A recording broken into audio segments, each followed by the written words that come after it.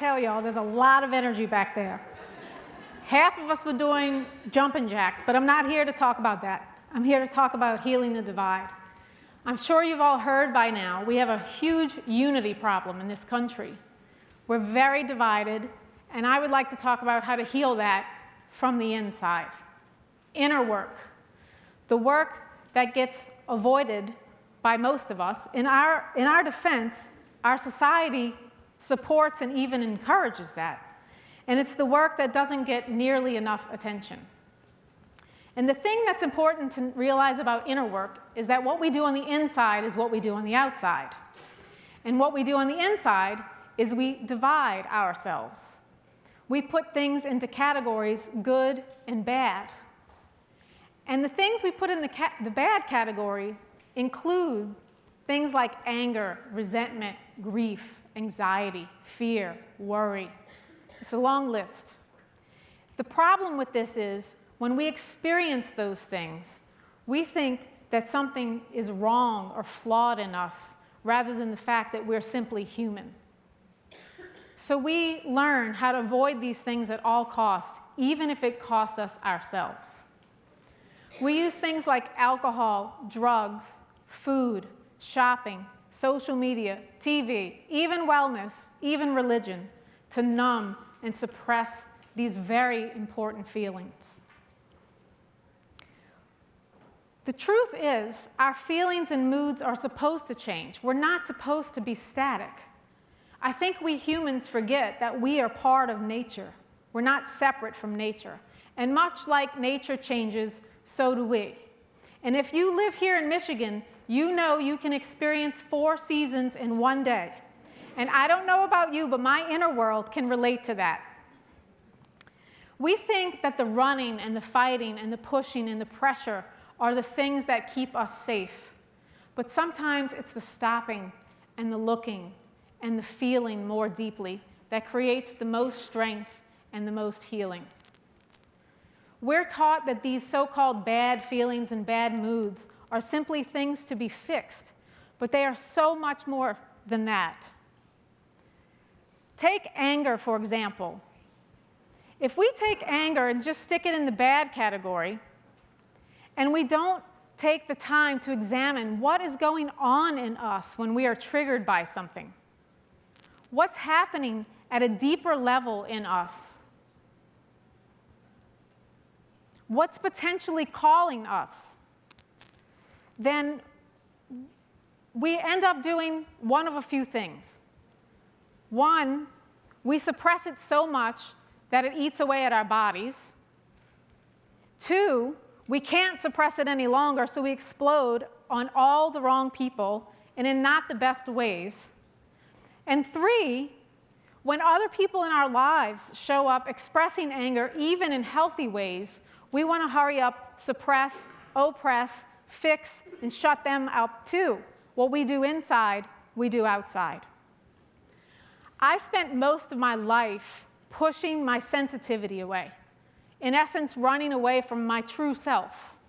The world around me always told me that I was too sensitive.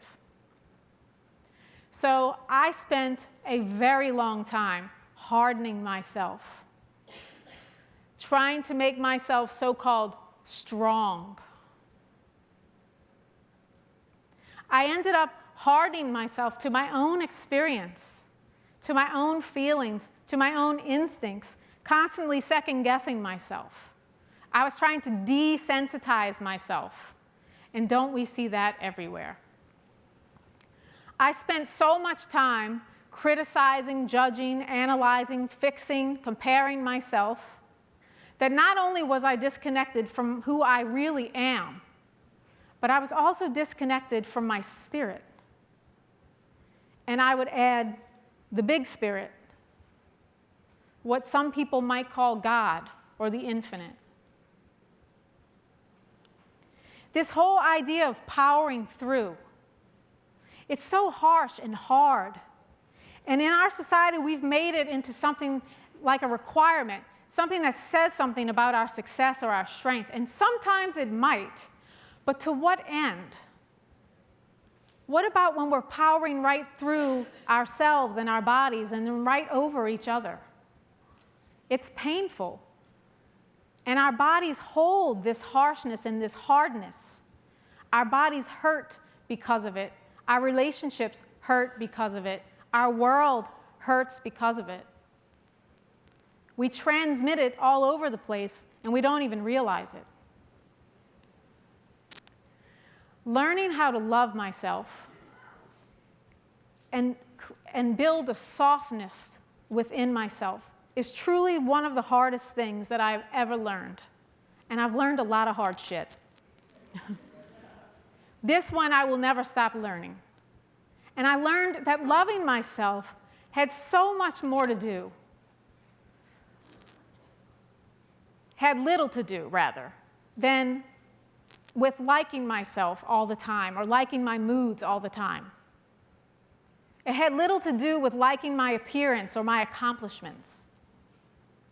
Loving myself had so much more to do with wrapping my suffering, my pain, my struggles, my difficult moods, my difficult emotions with the tenderness, the care, and the reverence that it deserves, so that the wisdom and the life in these things could emerge, so that I could emerge, so that I could be known more to myself and to the people around me.